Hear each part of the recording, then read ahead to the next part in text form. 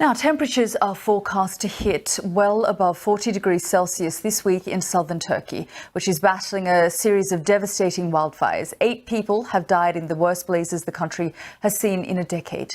The authorities say the majority of fires are now under control, but as Simon Jones reports, the huge firefighting operation is continuing. The fires continue to rage, fanned by strong winds, fueled by soaring temperatures.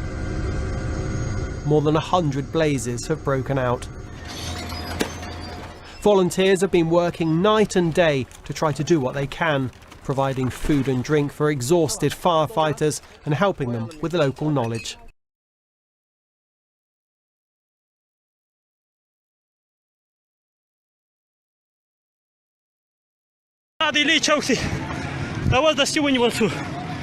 This is the square inside the city, and we just captured it, says this Taliban fighter. The video was recorded in Lashkargah, the capital of Helmand province. The Taliban pushed into Lashkargah on Saturday. People have reported seeing Taliban fighters in the city centre and entering people's homes. Lashkargah's main hospital, called Emergency, is full. Communications have frequently been cut off, with mobile phone videos offering a rare insight into what is happening in the city of 200,000 people. The Afghan government has responded by deploying the most elite of its special forces. It's also conducting airstrikes alongside US forces.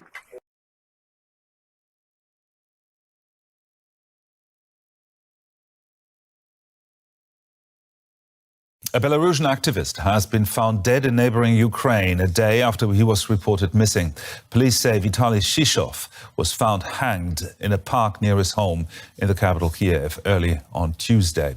Shishov led an organization that helps Belarusians fleeing persecution. Ukraine police have launched a murder inquiry.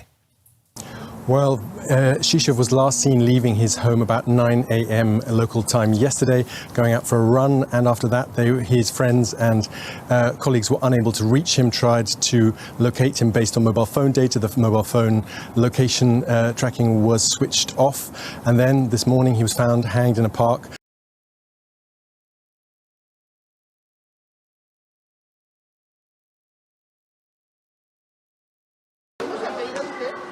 The referendum in Mexico on Sunday sounded groundbreaking, a vote to decide whether to go after 5 of the country's ex-presidents for corruption. In the end, it was a damp spectacle. Only 7% of the electorate voted. 9 out of 10 of those who did vote to bring their ex-leaders to trial. But 40% of the electorate had to vote for the referendum to be legally binding. It fell far short. Most Mexicans do believe that corruption has been prevalent in past administrations. But many asked, why should a vote be needed for justice to be done?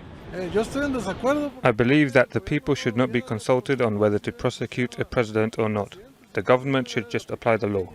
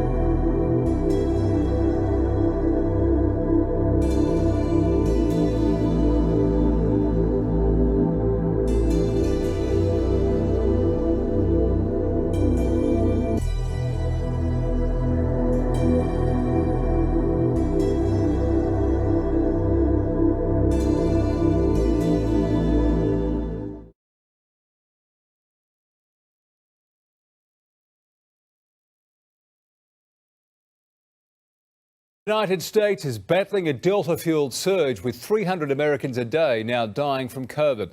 And although a month overdue, President Joe Biden has finally achieved his goal of 70% of the population with a shot in their arm. The long lines of cars waiting to get tested snake around this South Florida field as the state finds itself the epicentre of the virus, and the patients are getting younger. More than 110,000 cases in Florida, 10,207 people hospitalised, a new pandemic record. 1 in 5 of new cases in America are in this state. Yet their governor threatens to defund schools that implement a mask mandate. Louisiana bringing in a federal assistance team as its largest hospital runs out of ICU beds.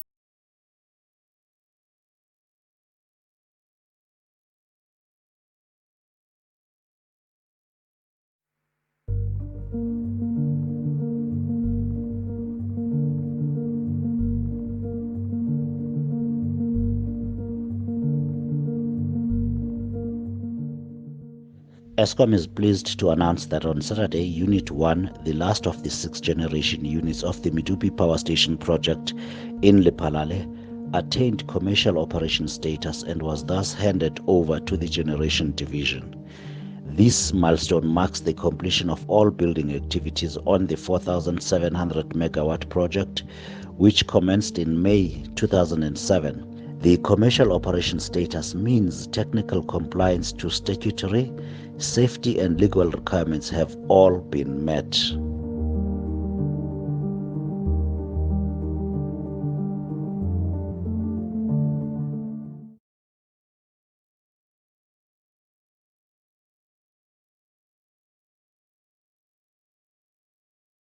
Kenya's Deputy President William Ruto was on Monday stopped from flying to neighboring Uganda in what his supporters say is a state-backed campaign to humiliate him. It would have been Ruto's second trip to Kampala in a month, but was told to seek clearance first from the head of the public service and was made to wait hours before his flight was cancelled. It is the latest incident to plague the strained relations between Ruto and his boss, President Uhuru Kenyatta. Ruto is rumored to be preparing a bid for the presidency.